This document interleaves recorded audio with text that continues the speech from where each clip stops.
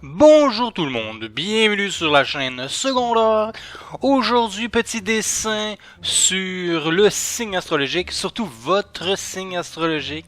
Et le défi en plus, c'est d'y ajouter une caractéristique correspondante à votre signe. Exemple, dans mon cas, en faisant quelques lectures sur internet, la créativité est revenue quelques fois. Pas à chaque fois, mais quelques fois. Et étant donné que je trouvais que dans ce cas-ci, c'était peut-être l'élément qui me... Ben non, c'est faux. C'est peut-être pas l'élément qui me ressemblait le plus, mais je trouvais que c'était l'élément le plus positif à montrer en vidéo. Hein, parce que là, j'étais pas prêt à montrer la jalousie, ou supposément la colère, ou des choses moins intéressantes comme ça. Et dans mon cas, ben, je suis allé avec un scorpion assez traditionnel. Hein. Bien sûr, ça arrive souvent que je m'aide d'images qui existent déjà, mais pour les améliorer, ou en tout cas les modifier par la suite. Fait qu'il n'y a pas de problème. Vous pouvez quand même utiliser une ressource, des références visuelles, des images, en d'autres mots. Fait comme vous pouvez voir, je suis allé avec... essayer de prendre le plus de place possible sur ma feuille, c'est important pour ne pas faire des petits dessins. L'espace, la disposition de votre objet, de votre signe sur la feuille est bien importante, ça met en valeur. Comme ici, on a une disposition en diagonale.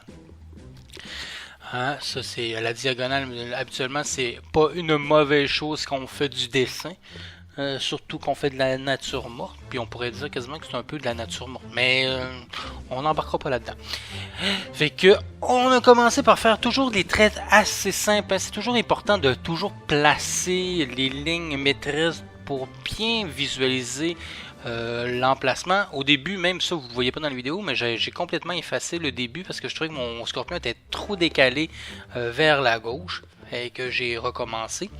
Mais après ça, après ajustement, j'ai mieux placé mes choses. Et comme vous pouvez voir maintenant, bien, je dessine uniquement la ligne. C'est sûr que j'ai décidé d'y aller pas comme d'habitude. J'ai pas fait un scorpion réaliste. Oui, là pour l'instant, il y a quand même une impression de réalisme.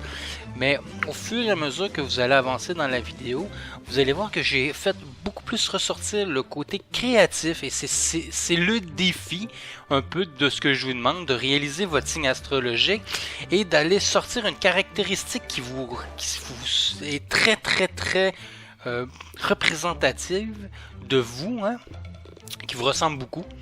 Et par la suite, essayez, et c'est là le défi, de l'intégrer dans votre dessin. Exemple, dans mes caractéristiques du scorpion, le scorpion est jaloux. J'aurais pu complètement faire un scorpion en train de donner un coup d'art, pourquoi pas un autre scorpion.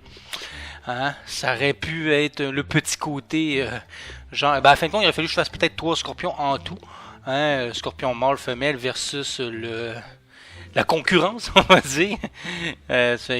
Mais j'ai décidé d'y aller avec quelque chose d'un peu plus sain d'esprit et d'y aller avec un côté plus créatif. Et c'est là que je me suis mis à m'amuser en ajoutant des lignes à l'intérieur du scorpion pour faire quelque chose un peu plus tribal, un peu plus travailler au niveau de la ligne, autant au niveau de l'épaisseur des courbes et tout ça. Je me suis vraiment permis de jouer avec ça pour le rendre beaucoup plus original au lieu de l'avoir simplement un scorpion dit traditionnel réaliste. Et en plus, je me suis permis, pour finaliser ce scorpion-là, d'utiliser du crayon marqueur noir pointe fine. C'est quelque chose que je ne fais pas souvent, mais je suis quelqu'un qui aime beaucoup la finition. Et c'est là que je trouve que le dessin a beaucoup plus de chance de sortir du lot, d'être beaucoup plus beau. Étant donné qu'on revient sur des lignes qu'on a fait, parce que c'est bien de faire des ombres, des lumières, oui, et de faire des textes, oui, mais au crayon dessin, oui, bien sûr, mais des fois, je trouve que ça vaut la peine de revenir travailler juste avec une petite pointe fine bien noire là, pour refaire ressortir. Puis en même temps, des fois, il y a des petits éléments qu'on améliore subtilement et c'est dans la subtilité de la ligne qu'on réussit à faire en sorte que le dessin est beaucoup plus intéressant. Fait que beaucoup de travail, même déjà là, il y a des lignes là-dedans qu'au départ, je n'étais pas certain comment je les faisais. Puis au fur et à mesure, en avançant, ben, j'ai fait quelques modifications, j'ai baissé mes lignes et je les ai rendues beaucoup plus organiques. Et au final, sincèrement, je suis très satisfait du résultat que j'ai obtenu. Ça fait que, les amis, les élèves, vous avez comme défi de faire votre signe astrologique. C'est sûr qu'il y a des signes astrologiques moins évidents que d'autres. Je pense à Balance, à Verseau. C'est pas toujours évident. Et en plus d'y ajouter une caractéristique vraiment propre au signe, mais qui correspond bien aussi à vous.